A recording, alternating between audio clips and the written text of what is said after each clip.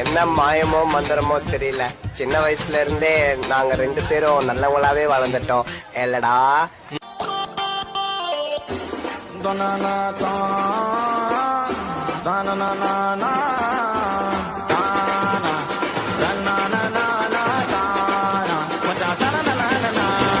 இறங்கி வந்து ஆடு நண்பா, எல்லாம் இருக்கு நமக்கு. நட்பு ஒண்ணே போதும் நண்பா, மத்ததெல்லாம் எதுக்கு?